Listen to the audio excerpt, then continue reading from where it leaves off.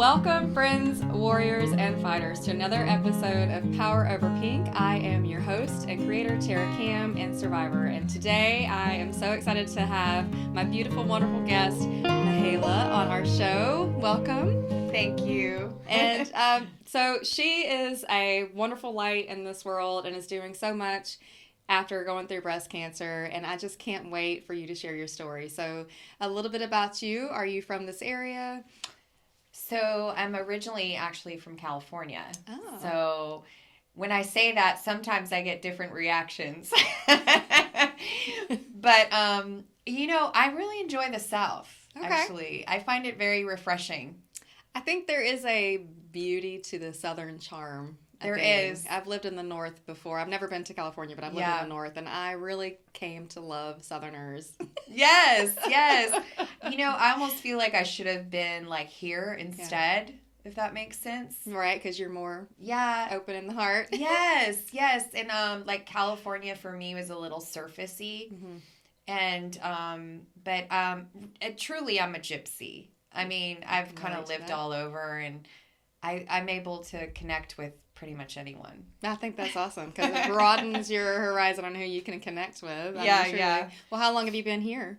So I moved here probably about 5 years ago. Mm-hmm. My mother and her husband moved here after a very major car accident he was in, where he lost both of his legs above the knee. Oh, wow. So everything kind of shifted, and I just found myself here after they did. Mm. Yeah. So. Well, this is a great place for healing. Yeah. Next to the beach, and the area is just so beautiful. I'm glad y'all are here, though, and I'm glad that you love Southerners now. Yeah, and you know what? I'm just going to say this because it just needs to be said, is the beaches are better here. Amen. They are like the best beaches ever. They really are. I was like, I thought I had a good in California, and I was like, no. The beaches here are just, other than Hawaii, because that's one of my favorite places, the beaches here are incredible. They are. This is why we're all here. Yeah, I love it. I do too. Well, we're glad you're here, and you have a son. How old is he? He's 3. He's 3. What's his name? Jude. Yeah. Wonderful ball of energy, I'm sure. Yeah, no, he's like a warrior. When he was in my belly, I just knew. Yeah. I could feel his energy, and knowing me, you'd probably think, oh, she'd name her kid something like River or something Hawaiian. I like that boho vibe. Mm-hmm. But he just felt so strong to me, and he just came out strong. Wow, that's beautiful. Yeah, I'm happy he's a strong soul. Mm-hmm. Mm-hmm. Raise him well. Yeah. So tell me a little bit about the breast cancer journey. How did it start, and where are you at now? So this is actually my second diagnosis. Okay. And so I feel like I've reached expert level almost after 2 times. Once was enough. Mm-hmm. I feel like that was enough for me. Yeah. But the first time was in 2011. Okay. And I had just gotten married. Mm. I was newly married probably 2 weeks, and we had just moved to Savannah, Georgia. Mm. He was military, and basically I just found it myself. I was in the kitchen, I kind of grazed my chest. I was standing here thinking. I don't know if I do that normally. Right. But I had my hand here, and I just barely felt something on the left side. Mm. And then they said, oh, you're too young to have breast cancer. Of course. Don't we love to hear that phrase? You're too young, but they said, we're going to go ahead and get you into the ultrasound. So they did that, and the guy said, I'm a little bit concerned about the shape. And he was the one who found it and discovered that it was cancerous, and that threw me into a tailspin. Yeah, as it does. That word can send you places. Well, how old were you? So I was 32. Okay. And, to be honest, being young doesn't matter. Mm-hmm. There's all ages. And I found that out shortly, that I even wasn't the youngest. There was a lot of survivors in the Savannah area. Yeah. I think that he was just one of those God things, divine things, where I was in the right place at the right time to get the support that I needed. Mm-hmm. Yeah. And so had I not made that decision to get married and move there, I wouldn't have had the support. And really, it was the survivors that were there for me, and the loved ones, and the people that helped survivors that were there for me. Wow. It wasn't my husband or at the time or anything. It was all of the survivors the women especially, that would pick me up, tell me it's going to be okay. And that was where all the healing took place. That's beautiful. Because I feel like that's what we are creating here in our town too. Totally. And you have to have it. And nobody's going to understand what you've gone through other than a survivor. So how beautiful that you were surrounded like that. Everything happens at the right time and right place sometimes for those healing moments. Yeah. So are you still in touch with a lot of the survivors from Savannah? Some of them, yes. Actually, one of them recently donated. I created a GoFundMe because I took a different route this time. And so, she actually did a little fundraiser for me, which was really sweet. That's nice. I have a lot of people that I don't forget those people. Right. I don't think I ever will. The people that were there for me. Yeah. They may not be active in my life, but I will always remember them. Well, one of the things I experienced was the ones that swoop in to help. Swoop out almost just as quickly. Like they come for a season a reason, and that's their calling. And then I will cherish them always. Yes. But they weren't in my life prior, and they aren't really in my life after. But there's a love and respect there that will never, ever, ever go away. Oh, yeah. So I totally relate to that. And then I was also surprised at who stepped up. Yeah. Like people you wouldn't even think would be there for you. Right. And Savannah was just like such a different experience, I'm glad you were there. Now tell me about your oncology team. So I had an all-female oncology team, and I did take the medical route. Okay. Very medical, but it was like all paid for through the military. So what a gift, right? Right. Really. I feel like I was just surrounded with that support that I needed. I did chemo I made it only 4 rounds of 6 cycles. Okay. Because I got so sick. And I felt like I was on the edge of death, I would say. Right. Chemo for me was like the worst thing I've ever been through. And I will never do it again. Me neither. And I always am happy to share that experience with other people, but I will never tell them what to do. Oh, no. You've got to do what you've got to do for you, and you got to listen to what's your choice. But those often who have experienced chemo, although it is a cancer-killing, life-saving drug, we're thankful for that aspect, but the after effect and the battle, it's just its own thing. So I don't know. Anyway, I understand why you wouldn't do it. So what was your original diagnosis? So it was stage 1, verging on to ductal carcinoma. Okay. And I went ahead and opted for a bilateral mastectomy. Okay. But I became neutropenic after my chemo. I was fighting infection. I actually had an Angelic experience in the hospital, which was really cool. So that always stuck out with me. Do you want to share about that? Sure. Okay. I realized that I wasn't alone. I heard what sounded like someone turning on a radio. I have never heard that again.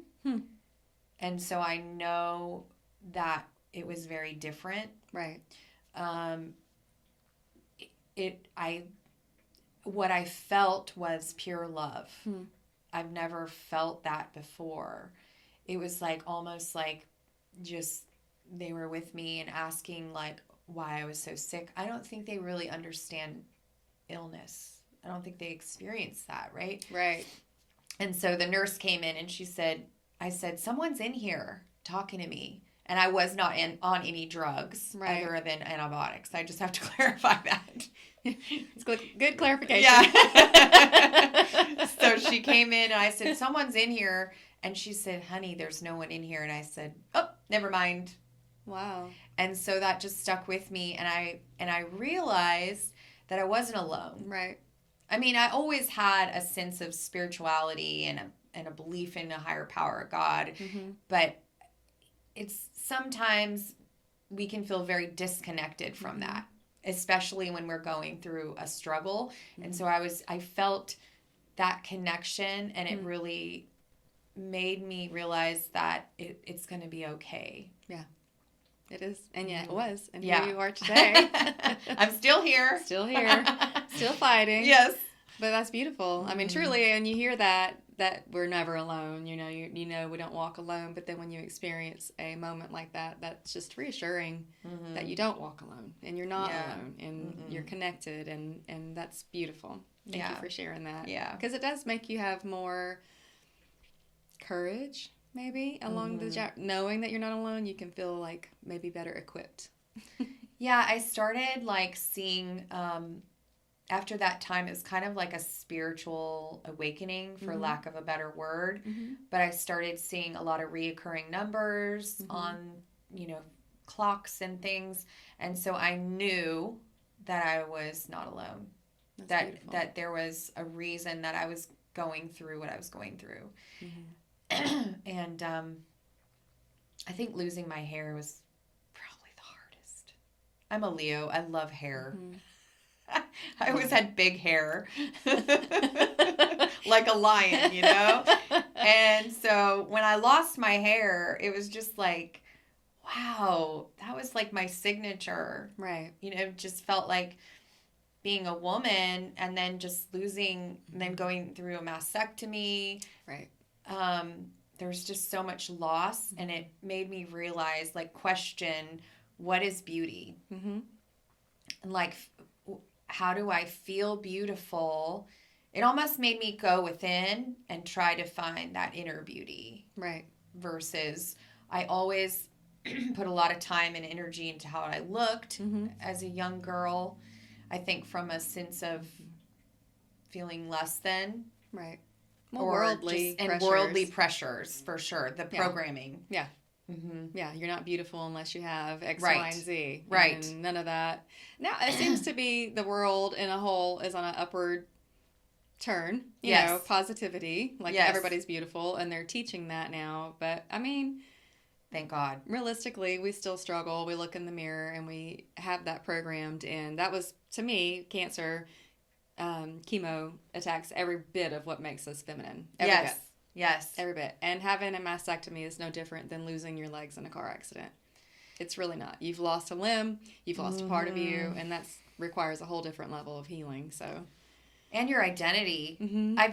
I really thought about that the other day, actually. It's interesting you say that, is the amputee, like how my mom's husband lost his legs. It's like, yes, I don't use those in my day-to-day, but I could have with my son. Right. And it is a part of my body that I will say I do regret doing that.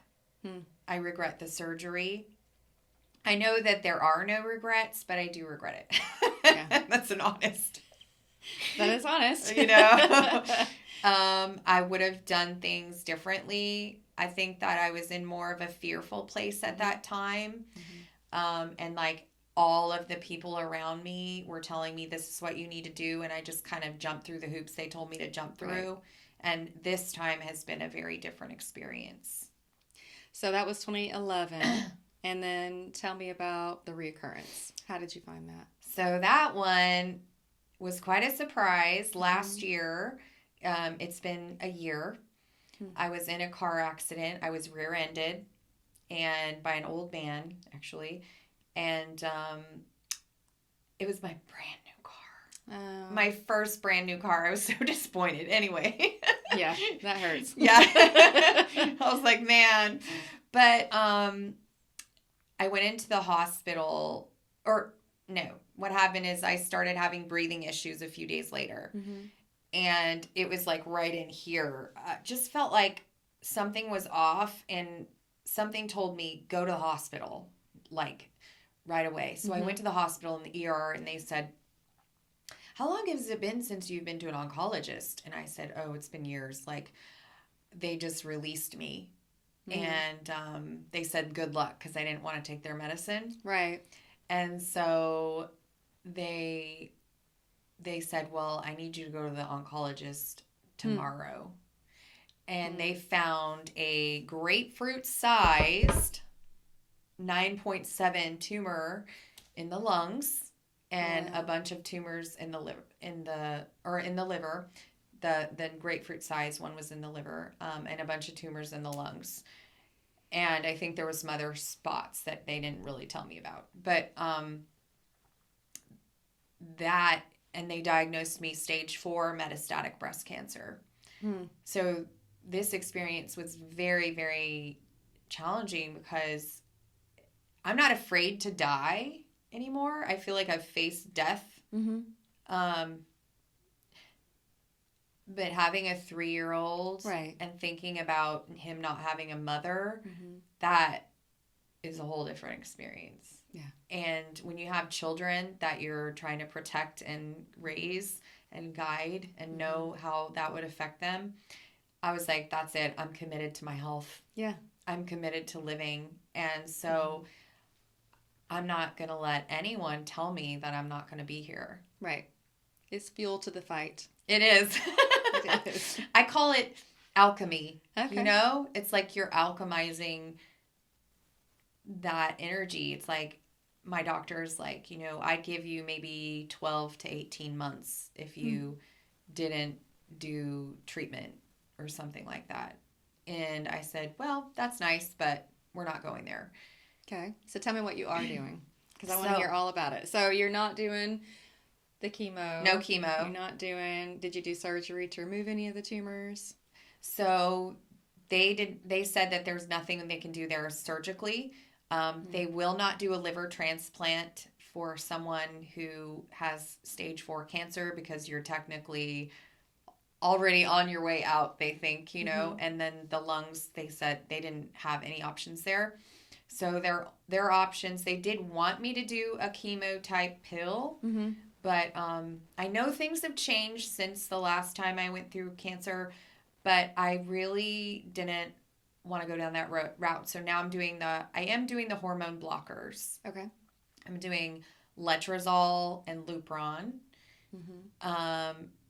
I just felt like I needed an extra boost because of the stage 4.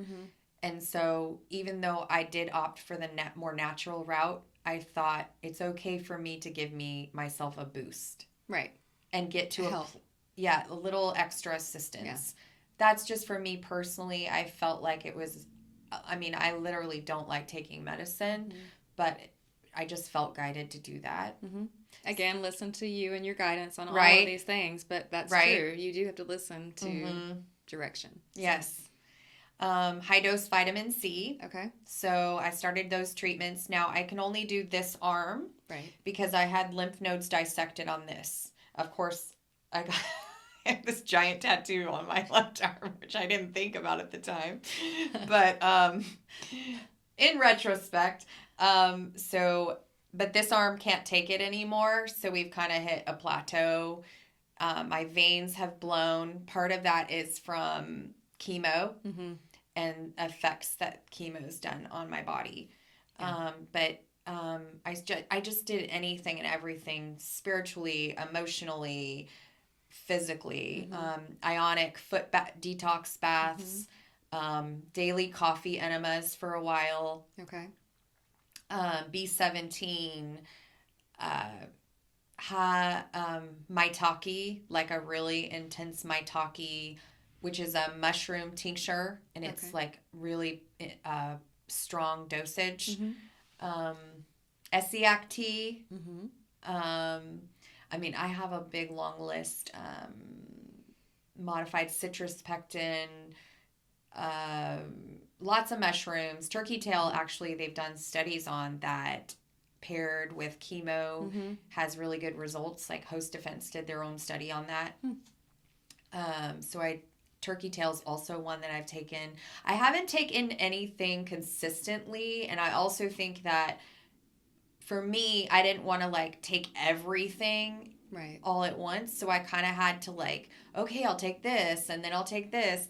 But immediately, as soon as I got the diet, or at least as immediately as soon as I found the tumors, I started the alkaline diet. Yeah. Immediately. Yeah. And juicing. I almost juice daily. That gets really expensive and time consuming, but yeah. I was so tired. And I literally could feel the tumor pushing on my stomach here. And I got really skinny. I've actually gained a little more weight recently because I've been adding back in some breads. Nice. Which I think I might be taking out again. Your body was like, yes. My body's like really loving those carbs. But I was getting so skinny and just like even just sitting in the bathtub, like I could feel my sitting on the bathtub. That's not comfortable. It's kind of like its own version of chemo in the natural route. Yeah. You know, it's like starving the cancer cells. And also like I've thought about doing like the parasite type stuff. Like the ivermectin and the... Yeah, I haven't tried that, but I've done like parasite stuff before, like tinctures and stuff. But my last scan showed 75% had shrunk. That's incredible. 9.7 moved down to about 4.6. Wow. In the liver. And the lungs tumors had shrunk. Okay. And then that was in August, I think, of last year. And then I just had another scan recently, and I got the results just this month, actually. And so 80% has shrunk. So still shrinking, not spreading. Not spreading, not growing. Still shrinking. Okay. So it's now 3.4 in the liver, which is just over an inch. Okay. And nothing in the lungs. So it went from a grapefruit to barely an inch. Yep. And maybe a lime. Nothing in the lungs? Nothing in the lungs. That is so amazing. Nothing lighting up. God, you must just be feeling like on top of the world. I'm so hopeful. Like, even though the tumor's still like there. Yeah. Or whatever. I mean, who knows if it's even cancerous? Because right. We don't know. It could unless you biopsy and take it out. And, right. Yeah. And so like a year ago, they did one biopsy in the liver and that's it. They don't really know. It's really a guessing game. I mean, and so the studies show that attitude determines outcome. Yeah. So, people will say to me like, why are you so busy and doing things and why aren't you focused on your healing? And I am like, I am. My belief is that the liver is connected to the sweetness in life. Okay. And breast cancer specifically is about like, because our body's a messenger. And so everything is tied emotionally and spiritually. And breast cancer is connected to overgiving and not receiving enough. Okay. Which many survivors, I know I related to that. I do relate to that. Yeah. So part of my healing has been looking at those things. How can I shift that in my life where I am receiving, right, for breast cancer, because it's still metastatic, and then also the liver connected to the sweetness of life, and the lungs, which is about limitation. So feeling limited, so I'm working on reciprocated energy, not investing in things that aren't reciprocated, working on making myself a priority, which is definitely not my first thought all the time. I think about a lot of people, even amidst my struggles. Okay. It's a loving heart. And then that's what you do. But I would just deplete myself. And sweetness of life for me has been what lights me up, what makes me happy. And not just my son, though, because my son always makes me happy. Yeah. So what makes me happy outside of that? So I've been doing things like doing creative things, creative classes, and coming on here and you know, creating videos. I love creative things. Mm-hmm. Me too. I definitely can relate to that. And you can't pour from an empty cup. Totally. And if you're always giving and not receiving, then you are empty and depleted. And I relate to that. Yes. So much. And as a mother, we're always overgiving out of love and responsibility. And then you put your work, your family, your life. I mean, it does resonate with me. I can see. It's very challenging. And as a mother, it's even more challenging. My heart goes out to all the mothers that are going through it, because, man, it's like, not only am I having to be a mother, single mom, and work, and go through cancer. And the other big thing for me is not owning the C word. Right. I do not own it. I told my family, do not tell me I have that, because I don't. I don't have it. Right. Because I think when you say it, it's almost speaking it over yourself in a sense. It is. And there's power in that. And so for you to be like, I'm not going to die. Exactly. That's why your show is called Power Over Pink. Yes. That's 100%. That's exactly the message. She nailed it. So we have power over all of it. Yeah. We have power over the pink ribbon. We have power over our sickness. We have power over our mindset. Power over our bodies. We have power over the system. I could cry. Over all of it. I could cry. We really do. And we do. But we don't know. We don't know that power within. And a lot of people have not had the life to be able to find that power within. And then... So sharing your story gives you power over it even more, because you're proclaiming this out loud. I'm not going to die. I'm going to be a mom for my son. I'm going to be here. I'm going to watch him. And that was what somebody had told me when I first got diagnosed. A friend that swooped in and loved on me so well said, you have to decide today why you want to live. I love that. She said, write your why on sticky notes on your mirror. Every day when you look at yourself and you're no longer feminine and you're no longer feeling beautiful, look at your why and say those things. And I was like, I want to be a grandmother.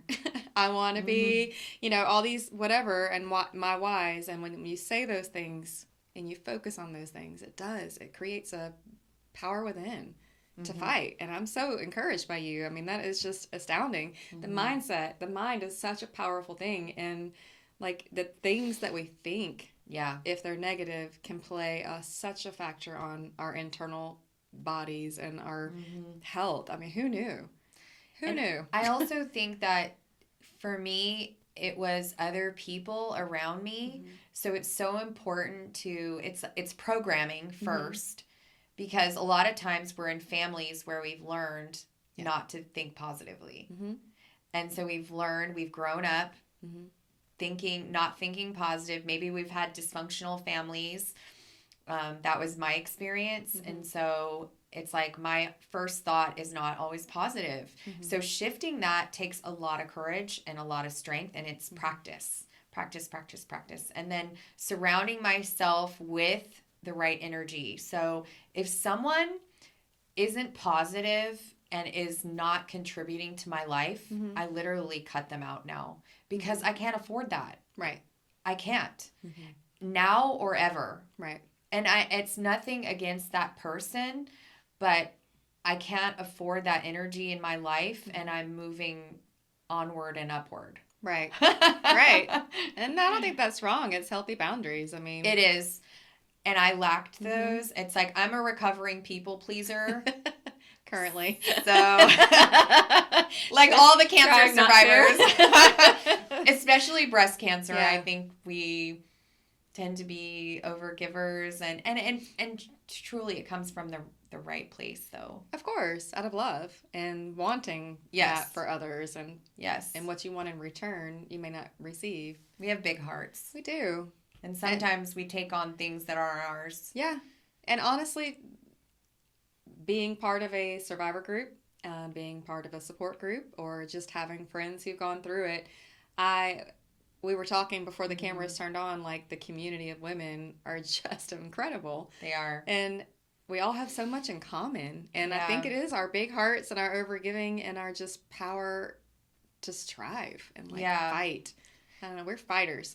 Yes, we are fighters.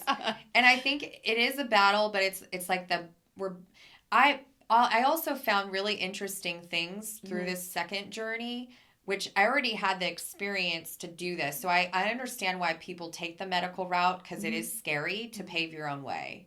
Right. You have to be able to really listen to yourself and your intuition and have a spiritual connection, you know, and a team. And if you don't have that, you'll find it, because you have to have that to move forward. But yeah, such a interesting journey. It is an interesting journey, but it is a journey of self-discovery and self-preservation. And my mother is very holistic and knows a lot.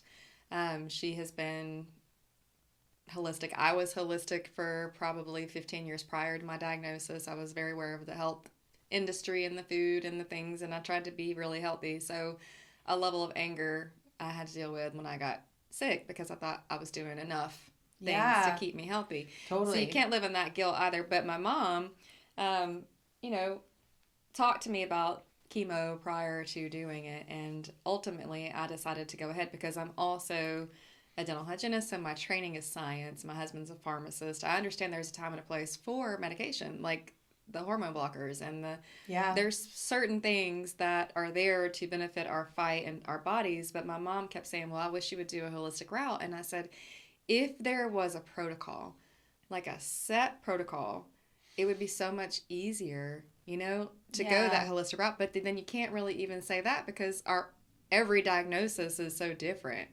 Like there's so many different types of breast cancer, and there's so many different types of everything. So really there's no way to have that protocol, which I was saying, if there was a place I could go to that was holistic and do what my chemo and radiation was set to do, then I would have done it. But now I'm seeing things differently, because if it ever did come back, I would definitely just take a more holistic route. But if I needed to do something medically, I would do it still. But probably not chemo.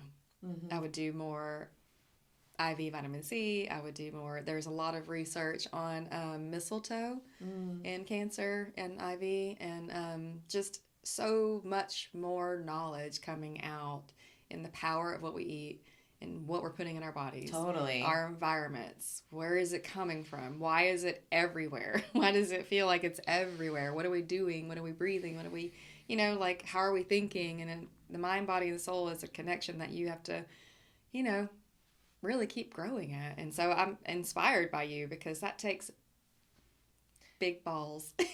I was like, should I say that? I'm saying it. You takes can big say balls to do what you were doing. You know, I have a funny joke about that. You know, it's like my son, I'll just say it because it's too funny, but he'll say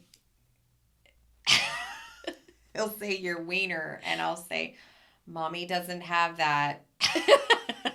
But apparently I do. No. You got big balls. I don't have that, but. Yeah. But yeah, you know, it takes some courage. But I would say that for any survivor that is newly diagnosed, doesn't matter what path you take. It really matters your attitude and your mindset more than anything. So just hold on to that, because it's like, you'll think, is this the right way? There is no wrong way. So when I say there's no regrets, I mean, I probably went through such hard things so that I would be able to do this way now, and I don't know that I would have been able to do that before. Yeah. And I can help others now. Right. Through their path. Now, I can't say ever, I think it's not a one-size-fits-all thing. No, it's definitely not. No healing is, right? Because we're all so different, and we all have different needs, and just, that. I think that's why they can't, cancer treatment needs to be more integrative and more for the person. It needs to be more mind, body, soul, because we're not just physical beings. Right. And we're missing that piece. So I actually do healing work and like QHHT, which is like hypnosis work. And it's that approach. So it's like, not to talk about that, but it's like, I'm doing all the things. Mm-hmm. So not to say that that would be someone's answer, but whatever you're guided to do, when you get desperate, you're willing to do anything. Yeah. So if it helps you, right. And so I sought out a medical intuitive, and that was really interesting. She actually has like books that she's written, like how to heal yourself. And I found that really interesting. It helps me to talk to my own body. I thought that was so. How often do we talk to our own bodies, right? And you just basically just write it out in a journal, how to talk to your like body, like liver, what are you trying to tell me? Lungs, what are you trying to tell me? It's for any ailment. And she said, I don't even see cancer in your body. So I found that really, and I thought that was really interesting. So I think we all have that ability to listen to, it's like that own internal voice, but it's not the fear voice. There's a different voice. I call it the higher self. So like higher self is coming from a vibration of love versus fear. Right. Which is the whole good and evil battle. Totally. It is. So they make jokes about it, but it is truly. It is. It's in the Native American tradition, they say like, which wolf are you going to feed? And they show the dark and the light. And so for me, it's like feeding the wolf that is staying in that mindset of like faith over fear, love versus fear. Because fear is controlling. It is so controlling. It's debilitating. Yeah. I'm in counseling currently because the fear. And I am seeing fear, even though I'm not a fearful person. I'm a happy person. You I are am a helpful person. I don't walk around scared of anything because I'm going to overcome it. But it's coming out more and more. I'm listening in my mind to that fear voice. And I didn't even realize I was. Yeah. Like I didn't know it. So how is that possible? But then you do, and then you're like, wow, that's powerful. It is. So that's what we call like shadow work. And so in the healing world. Yeah. So shadow work is like you facing your fears. It's like instead of avoiding them, it's like facing them. So the only way through something is through it, right? To walk it. Yeah. And when you get diagnosed, I think you really don't have any choice. No. You're just thrust into the fire. Yes, it's like trial by fire. Yeah. And it takes such courage to look at those things. I think a lot of times those things, those fears aren't even ours. I think it's like stuff that we've been, you'll find this interesting is like 30 seconds into watching television, you are hypnotized. You're in an altered brainwave state. So when you watch television, keep that in mind. So you're watching television and you're actually being programmed. Right. Or whatever you take in. Right. Music. Also, when you drive, you're hypnotized. You're in an altered brainwave state. Is that how you go on autopilot? And you're thinking and you're like, yep. How did I get here? Yeah. It's true. And it's like, and so it's like also watching the thoughts. Like and I think sometimes those thoughts aren't even ours. Like it could literally, we're in a spiritual world. There is good vibration and there is not so good vibration or energy, whatever you want to call it. There's many, many different names for it. But if it's not making me feel good and it's not the right energy, then I know that's not for me. Right. I gave up watching scary movies. Yes. 30 years ago. I used to love reading scary books, and I really loved that thrill, whatever that I got. And oh my gosh, today there is absolutely no way. I mean, even watching like a suspense movie, I get physically affected. My heart rate, everything is like responding, and I hate it. So I just don't. I just don't. I don't watch the news anymore. It's too much to handle. I know the basics of what's going on in the world. I don't completely do the ostrich and put my head in the sand, but I'm like, it's too much for me to carry. Yeah. And as a emotional person, I do carry a lot of things that I'm not supposed to. So why would I put negativity in when I don't want to carry that? So it got to the point where And I tell my teenagers this. I'm like, when I first got married, my husband and I were living in another state, and I was by myself, and I was scared to be home by myself. Yeah. And I couldn't figure out why. And I had this fear of like being murdered or whatever. And I'm like, well, no kidding.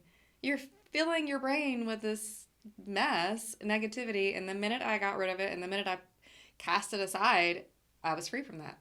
I relate to that actually. I lived in fear for many years. For no reason really. I mean, I've been through a lot of hard things, but I would say that that's related to stepping into your power. Yeah. Which I love the name. Thank you. God gave it to me. Right? Totally. It's divine inspiration. Yeah. and there's no coincidence. There's truly no coincidences. And like even us sitting here, which is like totally amazing, actually. It is. I could talk to you all day. I know, literally. So, I mean, when I was in Savannah, I created this thing called the Scarf Project. I didn't like having my hair like buzzed and stuff, and I when it started growing back in, it was like it looked like baby chick fur to me. You know, I felt like, and my skin just looked so gray, and just like there was no helping me at that time. It just like wigs. I mean, I couldn't even wear a wig because it drove me crazy. Right, it itches and it's uncomfortable. Yeah. But I like the scarves. It made me feel a little bit feminine. And so I just started this thing called Scarf Project that back then, and I was helping people while I was going through cancer. Wow. I mean, it's like that's what happens. We're alchemizing. We're stepping into our power instead of saying, "Oh, I'm a victim," and I was really in that state before. Like really, I had a hard time with that. But once I stepped into my power, and that's not saying have power over others. No. It's that I have power over myself and my energy and my space, and that I can have good boundaries, good healthy boundaries. Yeah. So the Scarf Project stopped? You're not currently doing it? No, I haven't. I've thought about resurrecting. Yeah. Because I mean, I collected scarves and donated. I was on television there, and it was pretty cool. And I mean, it wasn't for me though. I didn't do it for that. I did it to help others. Yeah, that's why I'm doing this. I just want to help people. Yeah, like, I know how bad the system was. I know how scary it was. I know and I was seeing all these things that were missing, and I was like, how can I be a part of the process to help? I just want to help. Yeah, and that was when the show came to me. I was like, your story is so powerful. Every survivor story is so powerful. Every fighter who's facing it. It's just so much that we need to hear and know. And so you're helping just by sharing your story. Yeah. And that's why I share it. Yeah. And I also, there's such a healing that comes from, sharing your story. I used to not be able to cry. I think I still get teary sometimes. I mean, when I meet a survivor, it's like automatic tears. Yeah, me too. It's like because and I know, right? And we share that. And I think it's so important to lift other women up, especially to remember that we are so powerful as women, that we're strong and we're powerful and we can get through anything. Yes, especially together, because there's strength in that. Totally. Yeah. And you need people to help you up and lift you up. So do you want to share more of what you're doing now as far as holistic or? Sure. So like as far as protocol stuff, so I've kind of like been a little lax. It happens. I feel like I I was like, well, I'm going to roll just like, and so I'm still doing mostly the alkaline. Well, I'm doing more of a vegan diet, I would say. But I have had some cheese, but very limited. It's more like if I can't get away with not doing cheese, but if there is something, I really mostly do 99% vegan. Nice. And I've been having a little bit of pains or something on my left side, and nothing's showing up on the PET scan, so I think it's maybe gluten. I mean, that's a whole other show. Right, it's a long one. So to avoid Roundup and things. Yes. I'm working on switching more to gluten free, and then I've done, still occasional coffee enemas and so forth, but I do need to like commit back to detox. But sometimes, like, especially this winter, I was, getting sick and just feeling depleted. And sometimes that's not the time to detox. No, yeah, because you're already weakened a little. And so I am doing, I should mention, I'm doing acupuncture with Blue Meridian here locally, and they're amazing. And I did high dose vitamin C with Renewed Vitality, which they're also amazing. I had really good people, a good support system. I think that the acupuncture is very subtle, but there are Chinese herbs that you can take that are very helpful. I'll just say that. Yeah. Do your research. There's points that are really helpful for that. And, mostly it's just pouring into myself that I've really shifted, making sure I do self-care as a mother. And that is so challenging with a toddler. Yeah. There's not a whole lot of time with a 3-year-old running around to focus on you. And so it's important. It's a balance. It's good to teach him for self-care growing up. He will see that, my mom took time for herself. Yep. And it was important. And I'm actually today have a hair appointment, and I dye my hair, I'm 45 now. And, I'm actually considering going gray. Okay. I've never considered that ever. Like, let me tell you, that's a big, for me, it's like, I have a couple of friends who are growing out their gray, and I was like, well, tell me about that. Yeah. I'm curious, like, why are you doing that? And they're like, well, why wouldn't I? Men have gray hair and they're so distinguished and good looking, and how come women can't be regarded as? And so I'm daring enough to just be different. And it's like, I think that's part of my loving myself journey is like just being me, being who I am. I don't have to get Botox or color my hair. And it doesn't mean like don't take care of yourself. Oh yeah. Right. No, that's not the same thing. Right. But like, I think that women that just like I've seen pictures of women who just like age really gracefully. And my goal is to be that woman, to feel totally secure in myself, love myself enough to just be who I am, to not have to put up a fake mask for people. Right. I think all of us as survivors probably relate to loving ourselves.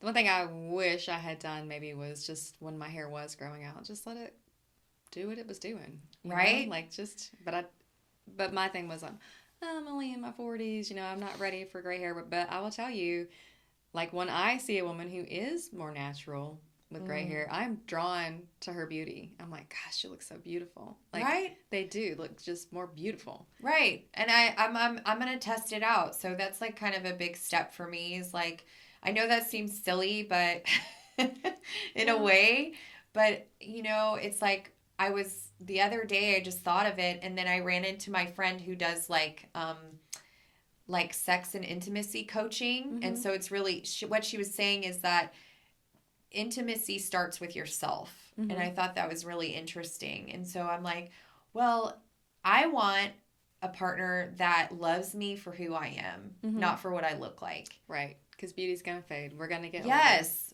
And we're not our bodies. This is just a shell. I'm just here as a shell. Like the soul is what, and that's how I look at people anyway. Like I look at their soul. I don't look at their outsides. Yeah. I really truly don't think that I do either. And honestly, my hairdresser had fallen and hurt herself, and I couldn't get my hair done for like, I don't know, almost 3 months. And I had such like grays and they were so sparkly and pretty. And then I had already made the appointment to like go get my hair done. Mm-hmm. And then I thought, I mean, why did I do that? Right. So I'm right there with you. And I think it's a personal journey. If you get your hair colored, get it. But also there's a lot of controversy on the dyes and the chemicals that we're putting on our brains. That's the other reason I'm kind of like feeling like I've got to commit fully to this lifestyle, which is the healing lifestyle, no matter if it's physical or emotional or spiritual. It's like, and I have a friend going through a brain cancer diagnosis, and I said, attack it from all angles, right? But also, like, there's this guy who had a cancer diagnosis, I think in Japan, and he wrote a book on how he found that it wasn't about, so, like, they always say, like, F cancer and stuff like that, right? All of that. Yeah. But speak love to your body. Right? Because the cancer cells are actually the weakest cells in the body. Right. What do we need more of? We need more love, not, if you're speaking F cancer to your own body, what is that doing to your body? Right? Right. Just, right. For me, that doesn't resonate anymore. Mm-hmm. I understand the anger, though, because I've been there. So if you're feeling angry, get it out, but... Right. But, like speaking love and life. So I actually send love to the cancer cells. Okay. Which is interesting. It is. That's what he did. Yeah. And he found that it cured it instantly. So how do you do that? What does that look like? I mean, just literally, we have the ability to just start speaking love, like talking to your body, like how you just like close your eyes, and it's like a kind of like a meditation, which I do teach meditation, but you just going within, just closing your eyes, and just, have you ever just listened to your body before, like listen to your mind, like listen to not your negative thoughts, but just like ask a question and just listen? No. Okay. I might try that with you. You're open to it. But another really good way to do that is get a journal. And journaling is an easier way to do it. Okay. So when you journal, you say, body, how are you feeling? Or what is, and when it's interesting because when I actually asked my lungs about how it was, why it was experiencing what it's experiencing, is it said limitation. Right? Well, my lungs are completely healed now. There's nothing there. Right. I'm not limiting myself in any way. So that's interesting. That is interesting. And the liver is healing, and I'm working on the sweetness of life, like making my life sweeter. If you can only do one thing to change your life and make your life sweeter, then do that, right? Even if it's counterintuitive to what people think you should be doing. Like a lot of people will tell you this is what you need to be doing, right? Right. But nobody knows but you. Nobody knows but you. And that's why I never tell anyone the path. Your path has to be your own, but I will guide them to their own healing. Right. That's beautiful. I think there's so much power in that. It all goes back to the power over the pink. Over the pink. Over all of it. Oh, totally. I'm so inspired by you. You were so wonderful. Well, you're inspirational. Look at this amazing. I mean, I feel like I'm in this like little amazing healing fairy garden. Oh, I like that. It does feel very botanical in a garden. Yes. You can't really see all of it on the channel, but I just wanted it to feel like a safe, peaceful place. And I do love sparkles. I mean, it makes everything better. Those who know me. Those sparkly, anytime I see someone wearing sparkles, I mean, I just love it. I mean, I might be that old lady with like long gray hair and like a lot of color. Yeah. And just, my style of dress is very funky. I wear like leg warmers and yoga pants and like big flowing tops and, just be it's like that authentic self is just so beautiful. Yeah, and just embrace it. Like, right? If you want tinsel in your hair, I keep looking at your sparkles too. She has a little sparkle. I know. But it's if over here. Like, if it makes you happy, do it. Like, who cares if anything else, it's adding that sweetness. I think sometimes we're afraid. I mean, I was afraid. I used to be afraid of what people thought. Right. I mean, and that's a silly thing, right? It is so silly. It really is. It's like wasted energy. That's that ego, the conscious mind, right? And so this tinsel actually came from, I did a face painting event where I was like an assistant to a local face painter here. And so she put tinsel in my hair, and I was like, oh, I love tinsel. So cute. I mean, it's so cute. I wish my hair was like naturally sparkly and maybe like pink and purple too. Like that would be so great. If I could wear that every day. I would 100%. If I could afford to keep it up or want to put that many chemicals, I would have pink hair. My favorite wig was pink, so I had a pink wig that I wore every day. Rock it. I love that. I mean, I did... When I went through cancer the first time, I did body painting, and I got and I did a whole calendar for women. We did a scarf photo shoot with a photographer, and we had them all, and they just felt so beautiful. And I, we painted their bare chests, and we did photos, and it was just, I got very daring. Yeah. I wasn't that way when I was young, but breast cancer really changed me. And I think it changed me into who I was always meant to be. Amen to that. Well, we'll end the show on that note, because that just put a bow on it and summed it up perfectly. Well, thank you so much for being here. Thank Truly, you. It's just my pleasure. I enjoyed this immensely, and I look forward to having you in my life now, because I think we're going to be friends. So yes, we are friends. We are friends now. Well, thank you guys for watching. If you have any questions or comments or concerns, always reach out to us, and we'll be happy. If you want to hear more of her story, I can put connections on the links below. And anyway, you guys, be kind to yourself. Know that you have power over all of this, and you are a fighter, and you're not alone. And there's a community of fighters behind you, and you just have to find the sweetness in life. Anyway, keep fighting, and we'll see you next time. Take care.